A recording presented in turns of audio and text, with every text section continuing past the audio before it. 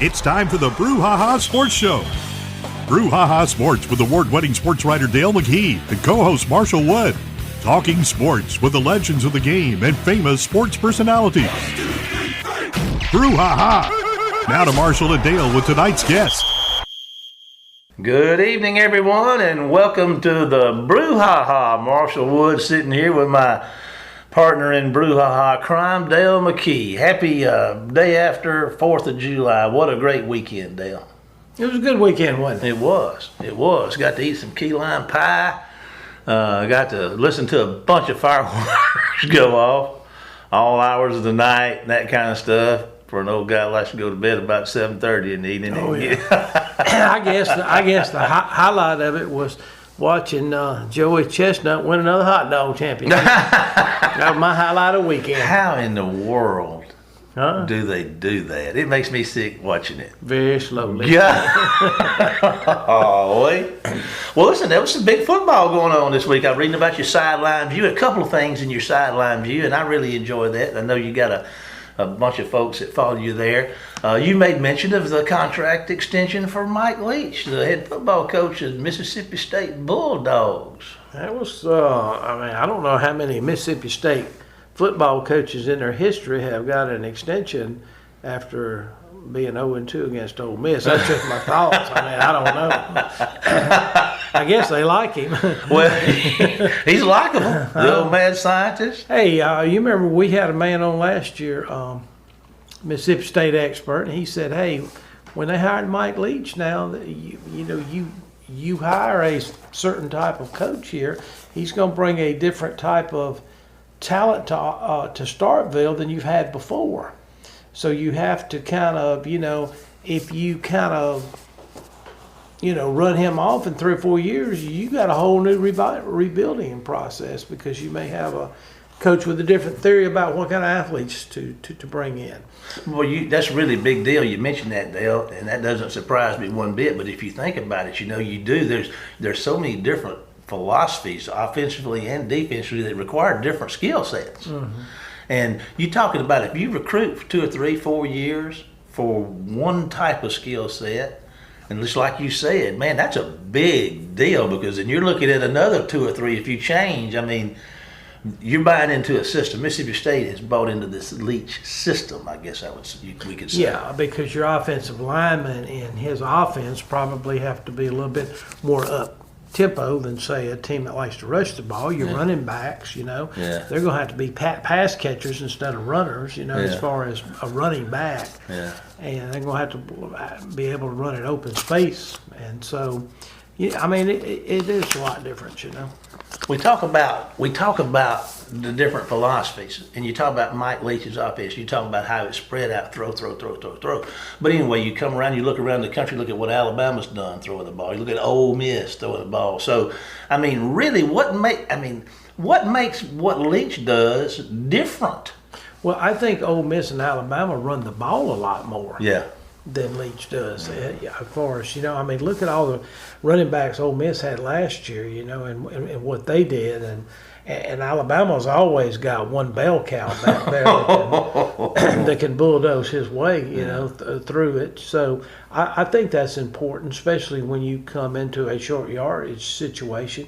How are you going to get third in a yard or third in a foot? Alabama and Ole Miss, they can get it with their running backs where State may have to throw a little pass out to, one of the running backs. So I think that's the biggest difference, but college football is decided on third down. Mm-hmm. Well, let me ask you this. There's an old adage that I've heard through the years, and you have too, and I've said it, and I believe it. The running the football and stopping the run determines who wins championships. If you can't run it or if you can't stop the run, you can just pretty much hang it up. Can you not? Yeah, except for exceptions. Yeah, that's true because inside the 10-yard line really decides the game. If you can't run the ball down there, then you're in trouble because the field is so much shorter. Yeah. Things of that nature. Well, you talk about the Alabama always seem to have a bell cow running back. Seems like they had one spill over into the USFL championship game this Bobo. Bobo. Yeah. Let's talk about it a little bit. The USFL Championship came back. They set up down there in Birmingham, and they stayed down there, and they played all the games there. And then when they get to the playoffs, they move up to Canton, Ohio. Interesting way of doing things. And I think that stadium up there at Canton, I think it holds like 27,000 or something like that, and they said it was full. That's a big deal for the USFL. That sounds like they're coming back pretty strong. And they made a good run the first time, did they not? I thought they did the first time. What did you think about that concept, putting them all in Birmingham? I mean, you think that was good or bad? I mean, what kind of team support did New Jersey get, or New Orleans, or Philadelphia? I mean, I don't know what, we had some of this, with different sports going into bubbles and stuff like this with the COVID thing. So it's not a new concept, but it wasn't necessarily required from a health standpoint. But, I don't know, Dale. It seemed to work, for them. I mean, I guess there's pros and cons to it. I mean, you probably could develop a local fan base there, because let's face it, really, what would you expect the USFL average attendance to be at a game? And if you've got this thing set up where the people are playing every week in the same place, you may could get a pretty good contingent of local fans. I don't know what their average attendance was, but if you get 15, 20, 25,000 fans at a game, hey, I would say that wouldn't be bad. well, I'm just saying, if you play a couple games on Saturday and a couple on Sunday and maybe one on Monday, that's 5 games. Yeah. Lord, that's tough for me to go to. I don't know. I mean, I don't know how much it costs to get Well, a that's game. But I'm just thinking you're gonna have to be pretty loyal. Oh yeah. Well, I tell you what. Let's see what else we got here. J. Smith. You mentioned him. I tell you what. He got hurt. I see he had 131 yards, 10 out of 18, and a touchdown before he went out of the game. I remember the first time I saw that guy. Wayne County was playing Meridian up there, and he was in 9th grade, and we were winning that football game. And in the second half, they put that kid, this 9th grader named J. Smith, walked onto that field, and he looked, as a 9th grader, he looked like a man among boys. I mean, just a man. You can see that coming a mile away. What a great career he's had in high school, he's had at college, and now he's making his way in the USFL. That's a big story. And I'm excited about that, about old J. He's done well. He has, and luckily for him, his college coach, Skip Holtz, was his Stallions coach this year up there, which probably made the transition a lot better. Yeah. I see both Scarborough had a 36-yard touchdown run. They had a 70-yard run to set up the short field goal, the final play of the first half. So a lot of interesting things, a lot of exciting things. Do you think the USFL made a big, strong enough case where they'll be back? Well, I think it's like the bottom line. When you pay all the bills, let's see what we got left and see if it's worthy of going on. Good point. But they may make some kinks in it. But I hope it's not a one deal thing, because you know what, I don't sit down there and watch every game or anything like that, and I don't, even the championship game, I probably just saw parts of it. Is that J. calling right now? I don't know, J. Just if you'll just hold on. We're kind of busy right now recording. We'll get back with you, J. in just a minute. But anyway, let's take a break, Dale. Okay, and, let's talk to J. Yeah, let's see what J. Mar's got going on. Dale and I'll be right back with more of the Brouhaha right after this break.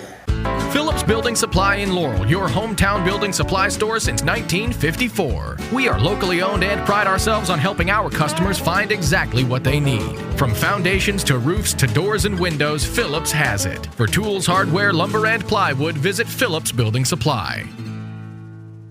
Welcome back to the show, everybody. I tell you what, we're our own guest tonight, Dale, because there's just some topics here that I just kind of wanted to blow through and go over a little bit. And I want our listeners to know, sometimes I know you're going to find this hard to believe.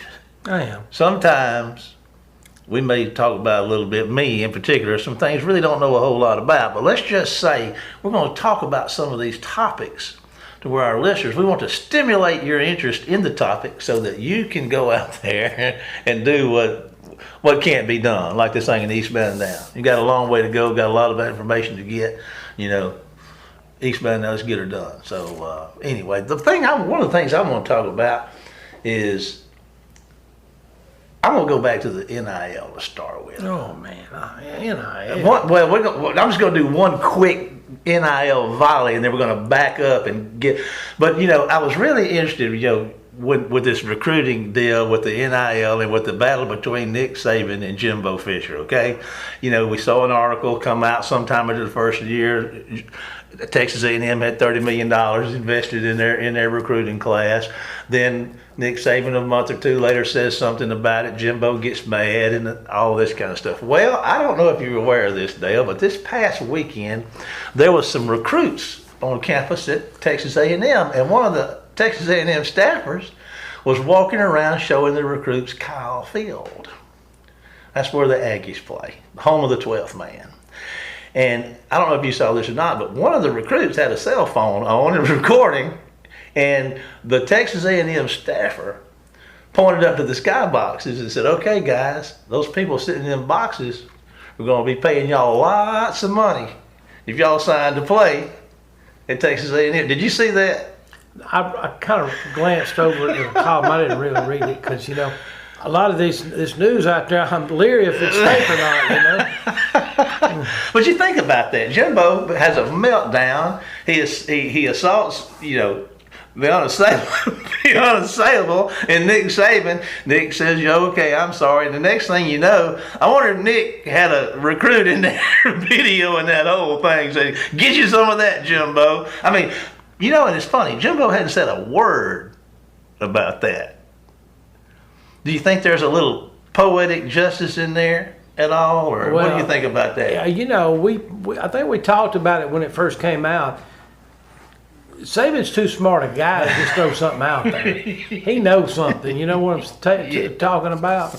And of course, Steve Spurrier, I think, said it best. Steve is, he said, "Well, did he say anything that was wrong?" That wasn't true. I mean, So, oh man, the old ball coach, he's got $1 million of them, doesn't he? Yeah. He's hard to hem up. But anyway, I just found that very interesting. Now let's back up for a minute. Over the past few days, we've had a big deal with conference realignments. The SEC shook the world up, and everybody was getting scared. And Pac-10, Pac-12, and Big 12's making covenants not to do it, pilfer each other. And now we know. Well, guess what? The Big Ten has reached over to the West Coast and has extended an invitation to join to Pac-12 stalwart history, Southern Cal and UCLA. When did that happen? I sleeping? Well, you must have been asleep if you missed that one. Now, I'm going to tell you what. That's a big doggone deal because, you're looking at, I don't know, maybe the biggest market. I mean, and now the Big Ten, you talk about the SEC, but now the Big Ten's flexing their muscles. They going coast to coast, brother. They from the West Coast to the East Coast. And if you can correct me if I'm wrong, it's all about dollars. It's all about the TV contracts. And the SEC markets aren't as big as the Big Ten's markets. I mean, they got Los Angeles, California's a bigger market than that. And you think about what drives it. I read this, and you can correct me if I'm wrong.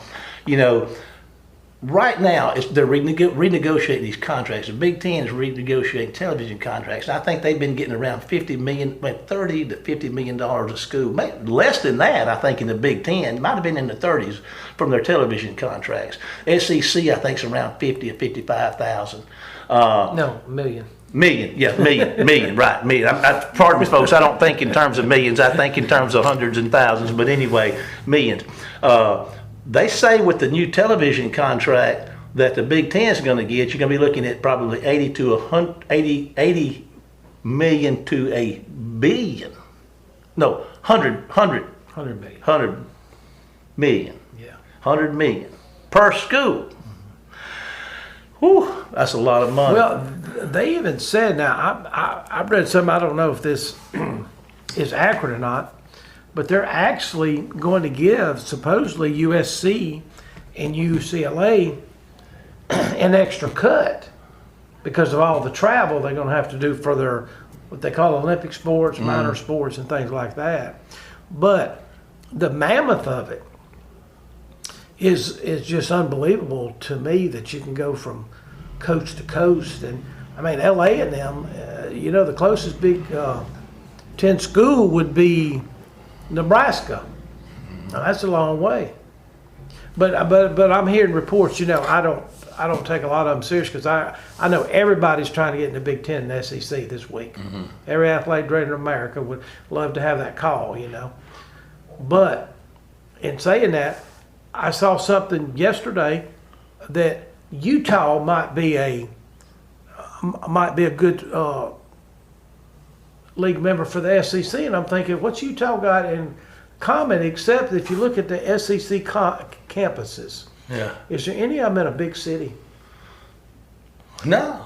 I mean, they're really not. I mean, you could say Austin, Texas, is the biggest city, maybe. Yeah. I mean, I don't know. I'm just saying. I mean, you just look at the cities they're in. They're in Oxford, Tuscaloosa, Starkville. Baton Rouge is, I guess, a capital there. And, I mean, I'm just saying that I think you have to have, and then would USC and UCLA be a good fit for the SEC with LA? I'm not so sure. But the thing that I also, why did Lincoln Riley leave Oklahoma? Was it because they came in the SEC? I mean, I don't know. Well, that happened before. Now, he may have been had privy to some information that we weren't privy to. Yeah, well, they were asking the other day if he knew about this before it happened. Okay, do you have a preference here at Lincoln? You'd rather go to Big Ten or the SEC? Oh, I go to Big Ten, But now that it's happened, this is bigger than Oklahoma and Texas. Oh, yeah, it really is. I mean, really, because this has got it to where there's just going to be a Big Ten and SEC, and everybody else is going to be, and they could end up with and I'm just saying, I'm not so sure. It could expand to 32 teams in each league and a playoff at the end of the year. Have the 64 like you do in the NCAA, but I'm not sure. But it just amazes me that Rutgers is in the Big Ten, and you got quality programs like Oregon and Washington sitting there. Boy, I wish I could be there like Rutgers. Well, they made a play in the Big Ten, said we're standing pat right now. Washington and reached out, and Oregon reached out, and the Big Ten said not right now. Well, I think everybody's. Well, I say everybody. I think there's two major players here. This is my personal opinion. I mean, you got Notre Dame sitting there. Okay. Jamar, you're just going to have to wait, brother. Next week, Nathan. Next week, okay? I know you want to get on this show really bad. A lot of people do. But I think that Notre Dame is the thing. But Notre Dame's going to have to make a decision by 2025 for sure. And they may not, and they may be left out if they don't watch themselves. They may end up. Remember how? I say remember how, but. Remember reading all the stories about the great Army teams of the 40s and the 50s and how great they were and all that kind of stuff. They were great in the 30s and all that. Well, are they relevant now in college football? Very few people are relevant in college football. Yeah, but what I'm saying is they're not a big name school anymore. Yeah. They're not thrown in there with Alabama or anybody like that, Notre Dame or something like that. So Notre Dame's going to have to watch themselves because this BCS or what they call it, CFP, the playoff deal. Yeah, college football playoff deal. Well, that's fixing to be out the way. Yeah, in 2026, it's over. The contracts are over. And Notre Dame, they were included in that. Well, if they're not in the Big Ten and SEC, are they going to be included?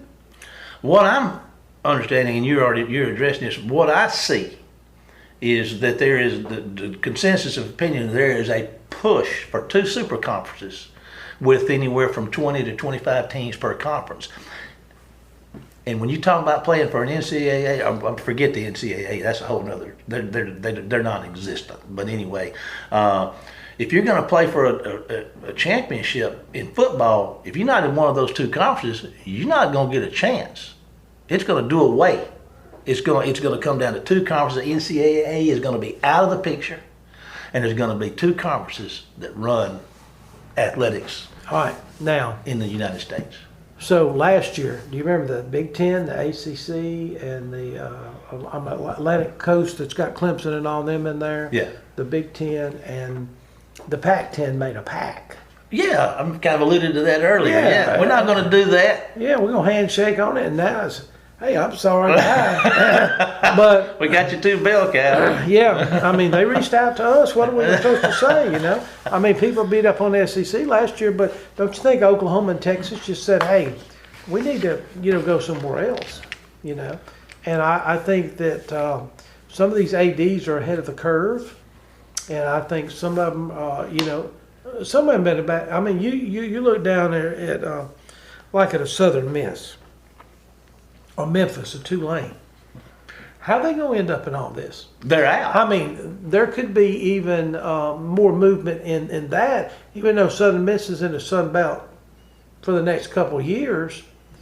What's to say by 2026? They're back in there with Memphis and Tulane again. I mean, I'm just throwing that out, which would be a great conference for Southern Miss to have people, like Memphis and Tulane would be good opponents every year. But it's just, listen, there's going to be so many rumors and stuff, and I think the Big Ten is doing the right thing right now. They're probably waiting on Notre Dame, but if Notre Dame waits too long. But I look at the SEC, you got Clemson, Florida State. I'm not so sure Miami's a good fit for the SEC, but Clemson could be a good fit for the Big Ten. Yeah. Clemson would be. Clemson, of course, would be they'd be a good for the Southeastern too. But now the conference that they're in, the Atlantic Coast, ACC.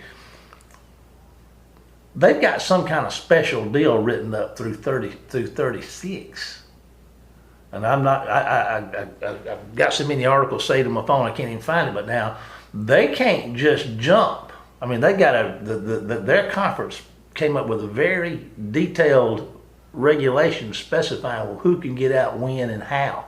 And I think they've got these people tied in for another 10 years. So there's going to have to be a whole lot of money come up front from somewhere to get out of the conference that Clemson's in, and that Miami's in, and that Florida State's in. Well, wouldn't you do that to stay relevant? Well, you're not going to have any choice, because if you're not in one of the super conferences, you're not relevant. And listen to this: if you think about that, Dale, you look at the SEC and the Big Ten. That's what we're going to have when it's over with. Maybe another, but the North and the South. Yeah, something like the NFL. Well, yeah, I was told that there might be a deal where you'd have, say, I'm just saying, like 12 teams in the 12 to 16 in the East, and then you'd have a North half, a Southern half, and a West Coast, just like the NFL. Mm-hmm. You have 4 leagues, and you have playoff at the end of the deal. You look at these conferences, though, and really, I mean, I'm a Southern Miss fan. I love Southern. I went to Southern, graduated from Southern, support Southern. But Southern don't belong in that. I mean, they haven't. They Southern, Tulane, South Alabama, the UCFs, the Central Florida, all these. In my opinion, they don't belong in these super conferences. And I tell you what, well, I'm not going to get into that, but it's a total reconfiguration. And I don't know where it's going, but there's going to be a lot of people that are just going to take a step down. It's kind of like they're out of the picture. They're going to be out of the picture for big time college football. It's going to be you look at. I'm just looking at programs like Baylor and Texas Tech. I mean, those are good football. Mm-hmm. I mean, Baylor's a national champion in basketball. Mm-hmm. They were really good when Steve Smith was coaching baseball out there.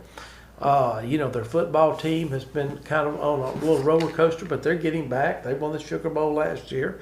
I mean, let's look at what's left. In Iowa State, Baylor, Kansas. Kansas would be a good pick for somebody because of basketball. Duke. Yeah, well, we're not in that conference right now. We're in the Big 12. Okay. But really, we've got Oklahoma and Oklahoma State's left in there. Yeah, good one. I would see Baylor, Kansas, Oklahoma State. But if you look at Iowa State, TCU, Texas Tech, and West Virginia, I don't see them as being big players in the scheme. I think they're going to be left aside just like Southern Miss. Schools like that. So you could almost be like tiers. You could have that super, then you'd have them, and then maybe you have the Southern Misses. Yeah. I mean, I don't know. I don't know how they're going to do it, but I do want to close this out. Let's see. We got a few minutes left. I mean, we just know this. There's drastic changes coming our way in college football, in college sports. The NIL. NIL deal, of course, is out of control. I read an article the other day where South Carolina passed some legislation backing up what they thought that the NCAA was going to be doing in regulating NIL. What we have found out is that nobody is regulating NIL. So South Carolina's legislature passed a new set of rules that their schools in South Carolina would follow in the application of the NIL, which means that they're tying the hands of folks like Clemson. Of course, Miami just paid somebody $9 million to come, so what are they going to do with that? But I lost my chain of thought, but I mean, South Carolina, if they've taken and passed legislation to the schools like the University of South Carolina, they're going to be held to a different standard by their state legislatures than anybody else. And how fair is that going to be for Clemson and for Miami and for those schools? I think Louisiana. Well, strike Miami because they're not in South Carolina.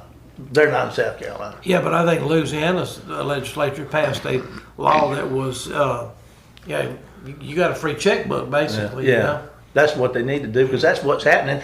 But the kid down in Miami got $9 million NIL deal, they're saying. So where does it all end? One quick move, and we're not going to have time to talk about this because we're about out of time. We got a couple of minutes. The NCAA. I've heard about the NCAA all my life, and you talk about this and that, and they are obviously they're worthless at this particular point in time. I mean, absolutely worthless. We were talking about where do they come from? Where do they get their authority? And what I've been able to ascertain, this is one of these things that I hope stimulates thought processes in our listeners. Find this out. Somewhere back around 1903, 4, 5, or 6, the universities, a group of them got together and decided they're going to create some kind of body to govern collegiate athletics. Okay, they really have really outside of what the universities or the colleges have given them, they got no authority. And they certainly have never applied their authority equally. You talk about SMU, you talk about Ole Miss, and you talk about things you hear about the bigger schools that get in trouble, but they don't ever have anything to do. Totally no consistency in the application of law and administration by the NCAA. You agree or disagree? I agree, but I think too that they've got so many shots fired at them over the years by lawyers. Yeah. I mean, I think it was probably a pretty solid organization. I say that through the '70s, but then when they started, ESPN came in, and I mean, let's face it, ESPN is running college football. It's money. Yeah, basketball. Money. I mean, they're just running it, and I'm not saying that ESPN is the enemy here. I'm just saying that they have the money. People want to talk to them. Yeah. Yeah. Well, I was going to get back. One more thing I wanted to say about the NCAA. I read this, and that the only championship that they have anything to do with is the March Madness. They make, I think it said 90% of their money, the NCAA's money, comes from March Madness, and that's the only tournament, according to what I read, the only championship that the NCAA actually has anything to do with. Well, will that be gone with this new realignment? It could very well be. So it might not be. It may not be no NCAA. It's true. But anyway. Listen, I do want to add one thing. I know we've done a lot today, but let's talk on golf for just 1 second here. Okay. I got a friend named Lindy Dunn from Waynesboro, Mississippi. Mm-hmm. His grandson, Bryce Wilkinson, he's been out of Southern Miss, I think, in May. Graduated, great golfer down there. He's in law school at Mississippi College now. You'll like that. Yeah. He won the state amateur championship, and he's qualified for the Sanderson Farms Open. Well, listen to there. I just wanted to throw that out. Some local folks. Congratulations, Lindy and Bryce. Amen. That's a great word there, Dale. But it looks like our time is up, and that's a good one to end on. Remember, you can follow us on Facebook at the Brouhaha and on YouTube at the Brouhaha. And join us again next week same Brouhaha time, same Brouhaha channel, but it's time now to say goodbye, Dale. Goodbye, Dale. Dale and I'll see you next week for more of the Brouhaha. Take us out of here, Jamie. Phillips Building Supply in Laurel, your hometown building supply store since 1954. We are locally owned and pride ourselves on helping our customers find exactly what they need. From foundations to roofs to doors and windows, Phillips has it. For tools, hardware, lumber, and plywood, visit Phillips Building Supply. You've been listening to the Brouhaha with Dale McKee and Marshall Wood. Heard Tuesday evening, 6 p.m. on WABO. For more of the Brouhaha, follow us during the week on Facebook and WABO.